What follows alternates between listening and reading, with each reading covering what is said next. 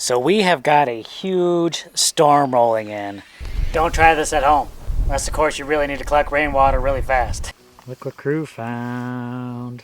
Oh, that stinks. Oh! There is a reason for my madness. Whoa! So we have got a huge storm rolling in. We could be getting anywhere from 1 to 3 inches of rain, hopefully. I mean, out here you never know.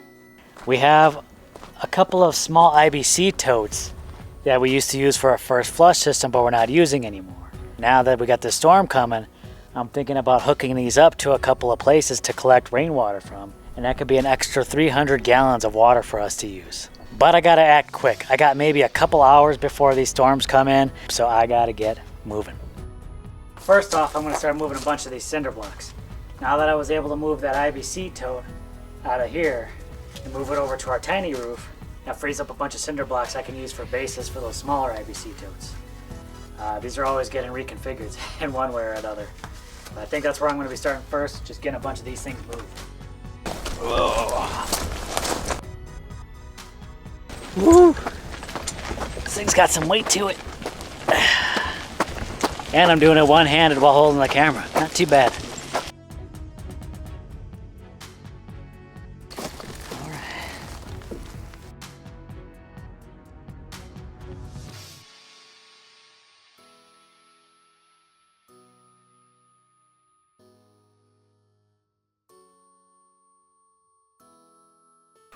I used to have this area all cleared off, but then it just got cluttered again. This box takes up most of it. I had to get it up off the ground because of the rain. But I was able to salvage a cool 2-inch adapter, and I think it'll work. I just need to put this coupling on, and I can attach more PVC to it. Now normally I would say do not glue any PVC that has any paint on it, but a lot of the uses that I'm doing this for actually will not have any pressure on it. So I'm not too concerned about it. Oh yeah, now it's ready to go. Cool. Okay, now I'm taking care of this one first because I figure it's going to be one of the most challenging as far as getting some of the stuff set up, but it shouldn't be too hard. Put my 2-inch adapter in there, then I can take some measurements.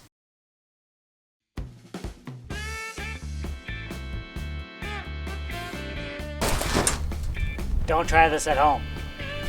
Unless, of course, you really need to collect rainwater really fast.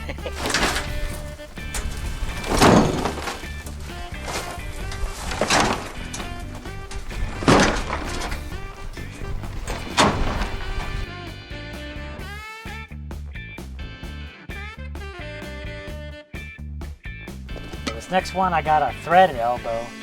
They didn't have an adapter, so that's okay, this will work. And I'll measure what I need here. And I'm going to cut this pipe. So I did have this pipe connected into our poly tanks, but since I got the roof connected back into those poly tanks, I don't really need the shed roof connected over to it. So I'll start collecting some of this shed water into this IBC tank. If we get over an inch, it could fill up this little IBC tank. So this pipe should actually be filled with water because it's a wet system and it feeds over into the poly tank. So I'm expecting when I cut this, it's going to spill a little bit of water. It's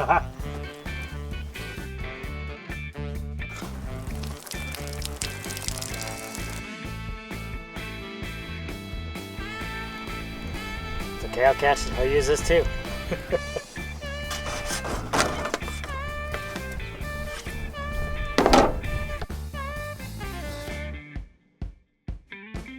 So the second small IBC tote is in place. I did it pretty quick. I'm kind of proud of myself. The rains haven't come yet, and I'm just kind of hoping that they do eventually come. But if they do come, I'll be prepared. It's an extra 300 gallons we wouldn't have had before, but I don't want to do all this work for nothing. It'd be nice to get something in these. I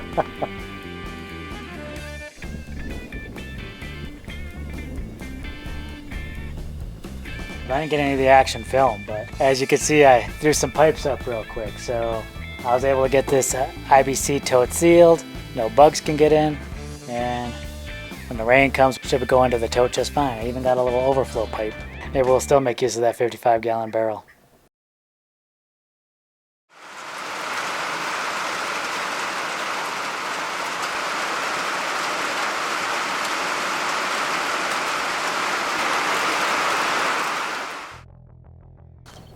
it is a beautiful morning. I was a little worried yesterday. I had gone through all this trouble setting up these IBC totes, and then we didn't get the rain. But luckily, later on, toward the evening, into the night, the rain came. And it came with a vengeance. We got about 1 inch of rain last night. It was amazing. Now, let me take you around. Let me show you what's going on. Here we got the IBC tote by the Tiny Roof. This setup worked great. I was out here, I was able to observe it.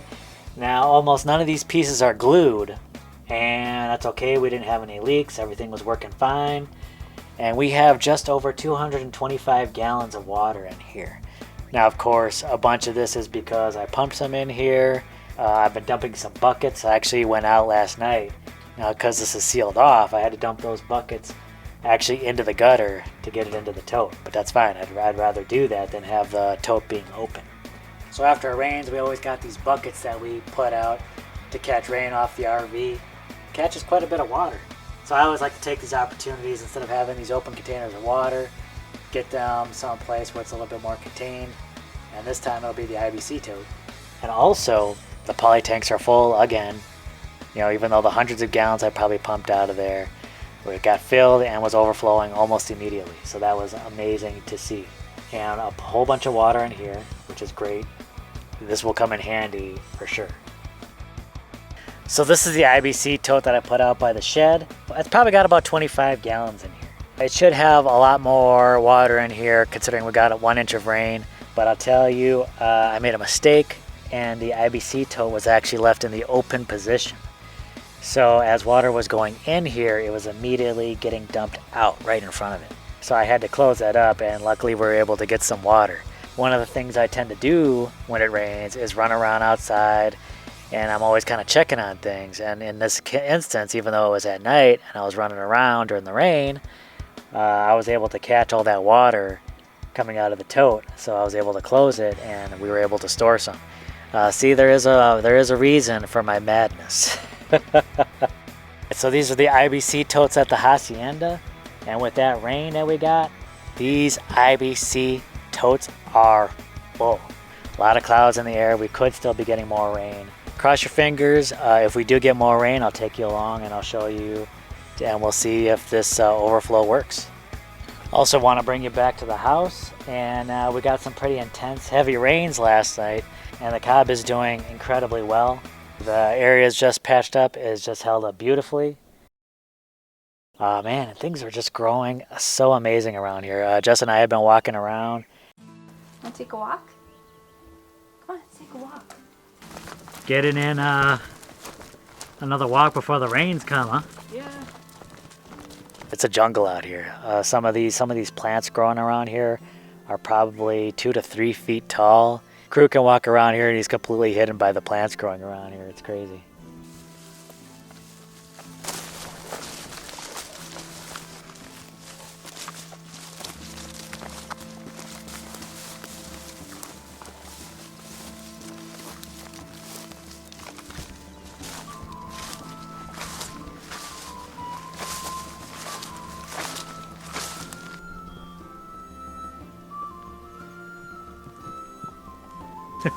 Crew, you're getting buried over there. Bunch of coyote. Oh, coyote tracks.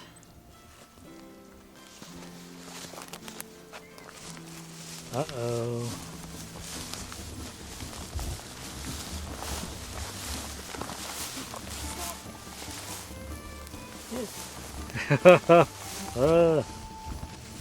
Look what Crew found. Grizzly discovery. What is that? I guess it is a small deer.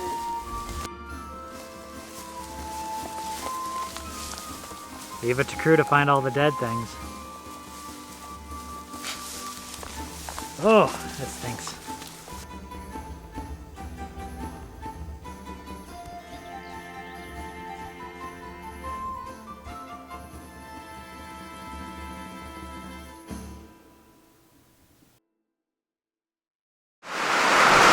It is coming down again, y'all.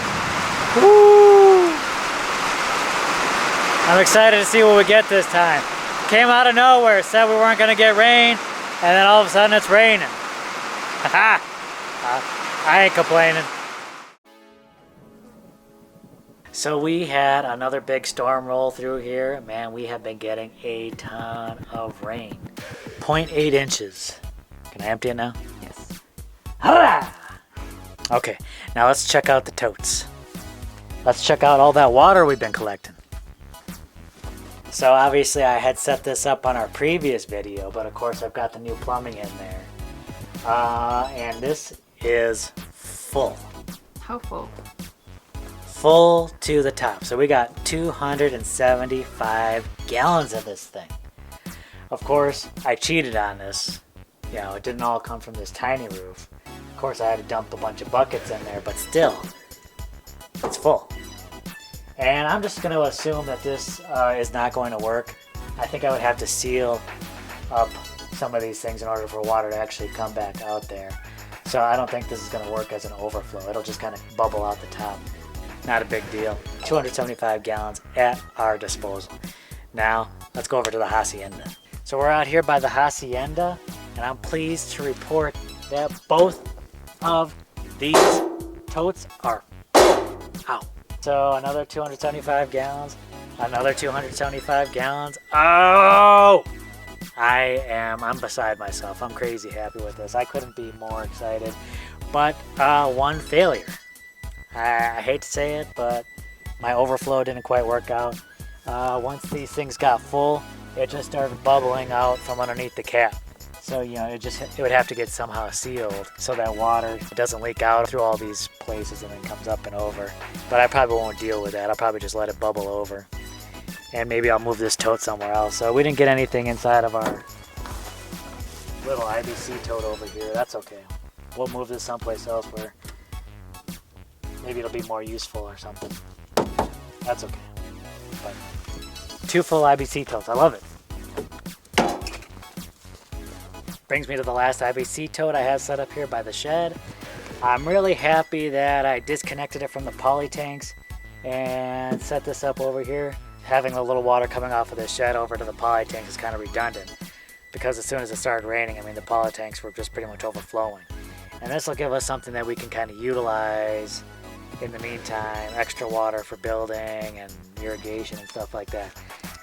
From those last 2 rains, of course, I lost a bunch from that first rain. I probably have over 100 gallons, but we got probably about 80, 85 gallons or so in here. Not bad. Okay, I'm probably not going to do this every time it rains, but I am kind of curious with all the rains we did get. And I mean, these things started overflowing right away. So, I mean, almost a couple inches of rain. So it'd be kind of cool just to see how much got in here. Whoa! There is a ton of water in here. Wow. That's what I'm talking about. Whoa. Yeah. What do you think? There's almost maybe almost a foot of water down there. Whoa. Wow. That's crazy. That is crazy. Ah, that is incredible. Well, Jess already emptied out the rain gauge. She's always an overachiever. She emptied that out, so I can't show you the rain gauge here, but I can show you this plant right here, which is growing massively outside of the garden. Is this plant bigger than anything we actually have growing in the garden? Yes. So weeds are, I guess. This is pigweed, right? Yep. And it's totally edible, right? I can just pick off a leaf and eat it? Yeah. Should I? Try it. Mmm, delicious. Since we know the weeds are growing out here like weeds, what's growing on in the garden? Well, let's take a look. This time of year with all the rain, it's been really great for all the plants out here, the wild plants, and for the garden too. Chickens! I think they're getting snacks. Are they? You gotta give them snacks? Is that a requirement? Yeah.